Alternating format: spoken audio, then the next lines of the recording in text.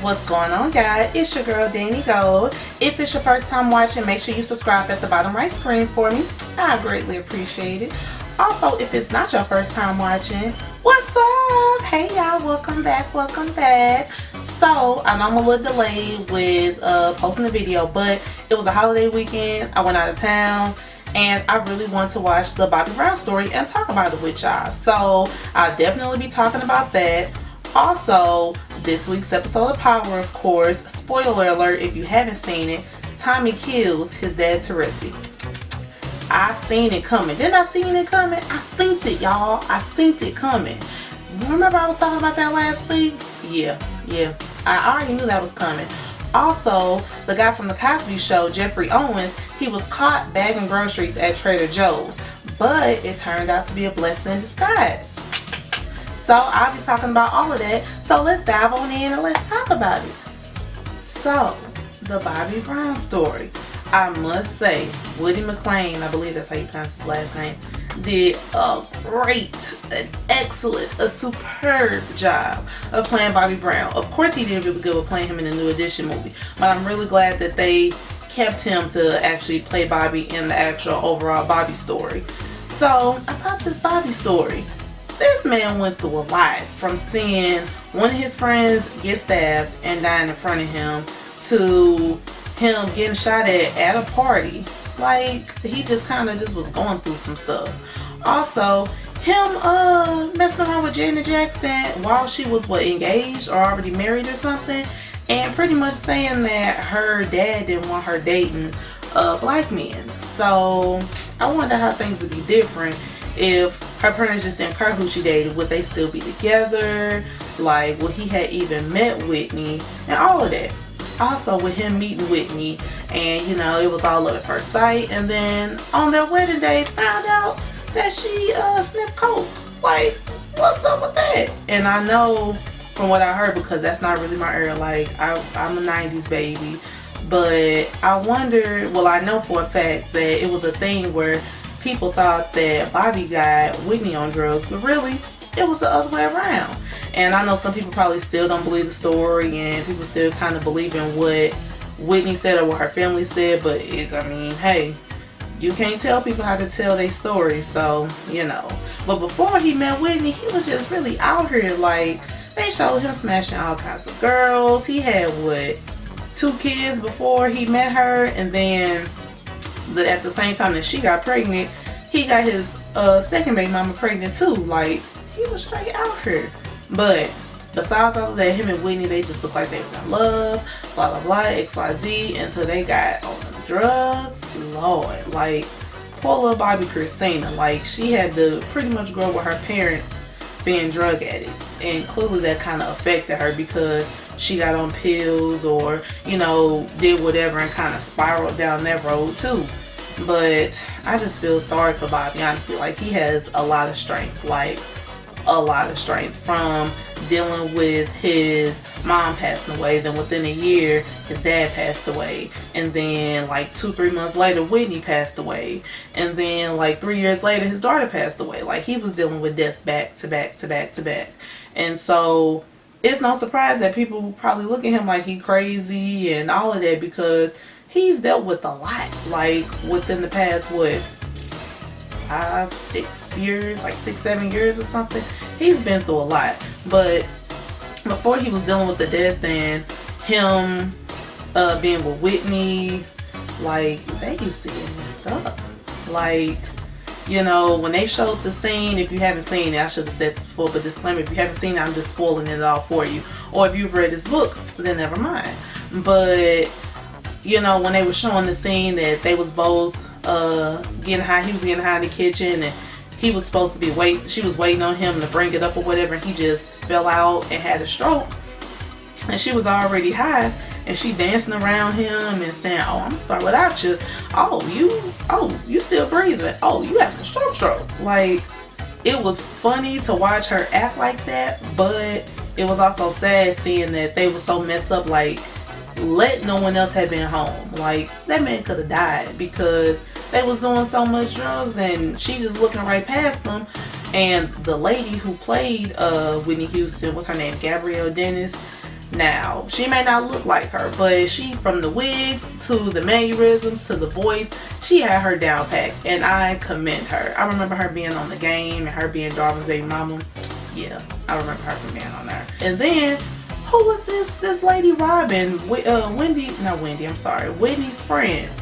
It seems like, I guess it came out that Whitney was bisexual or whatever, and that was like her friend slash girlfriend, but it clearly seems like Bobby really wasn't into, really didn't care for her. It looked like a jealousy thing. Like the friend just kind of, the way they portrayed it in the story, it looked like the friend was just kind of eyeing Bobby because she didn't really care for him. So you can clearly tell there wasn't any threesomes or anything going on there. But if it was, that story didn't get told. But it seemed like he didn't care for her and she didn't care for him, and Whitney was just pretty much low-key being a player herself, balancing between the two. And she also brought up in the movie that after all, he did to her, he had a baby on her while they was engaged, and with his previous baby mama, he probably did some other cheating or whatever. So I guess she felt like, oh, she got a pass. But overall, I really liked the story. Like, it was a really good story. Also, did y'all catch, like, towards the second part, towards the middle endish, where he was finna go on tour, he was finna leave, and his brother Tommy, played by Mekhi Phifer, he was waiting outside for him, and Bobby came back inside, and when he was sneaking a guy in the house, and it looks like it could have been played by Ray J, but they ain't say no names though. You know what I mean? They ain't say no names, but it kind of looked like it could have been Ray J. So again, I wonder what it would have been like, because if I'm not mistaken, Ray J was dating Whitney when she passed away. If not, it was shortly before. So just think, if Whitney Houston would have never met Bobby, and Bobby was with Janet Jackson, and Whitney was with whoever, and then further down the line she got with Ray J. Like, I wonder how much their lives would be different, you know what I mean? But overall, I like the story. I kind of like part 2 better than part 1 because it was a little bit more intense. It was sad, but it was a little bit more intense. But overall, that dude, both of them, Gabrielle Dennis and Woody McClain, they need to get nominated for some Oscars because they did a stellar job in that movie. So what did y'all think about the story? Did y'all think it was portrayed bad? Do y'all think it was like really good? Have y'all read his book? Because now I'm like, I gotta go read his book. Like, I'm into the autobiography books and the memoirs and all of that. So what did y'all think of the story? Which part did you like better? And yeah, just tell me what you think. So comment below and let me know what you think about it.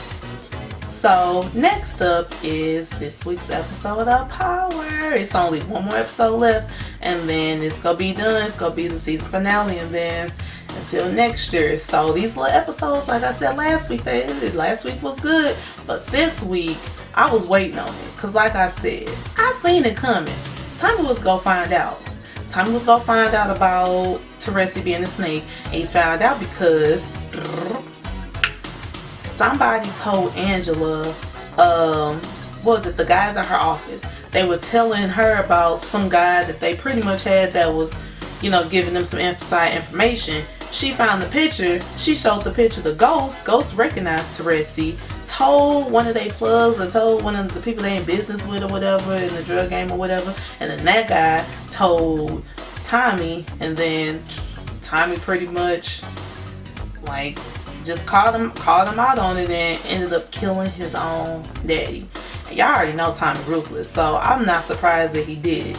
It seemed like he was like down himself, like he wasn't gonna do it, but I think Teresi knew inside that he was gonna do it. So with Angela opening up her mouth, even though it's a good thing she did, but it backfired on her. But with her opening up her mouth and telling Ghost, who ended up telling the one guy, who ended up telling Tommy, it fell back on her because the people who she worked with, they was working with Teresi, and they know that they found his body dead. They found him dead. Well, they didn't find him dead. Somehow they figured out that he died or whatever, he was killed. And they knew it traced right back to Angela. And they pretty much saying that she could get charged with conspiracy for blah blah blah and all of this. So she's going down. So what y'all think? Y'all think she'll get herself out of it? Do y'all think that she gonna end up getting locked up anyways?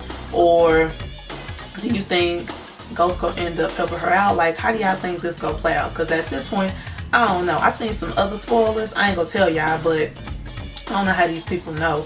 But I seen some spoilers about that something gonna happen to her. So I'm gonna let y'all watch it, and I'm gonna try to watch myself and not try to hear from word of mouth. But tell me what y'all think gonna happen. Comment below and let me know. Freaking Tariq.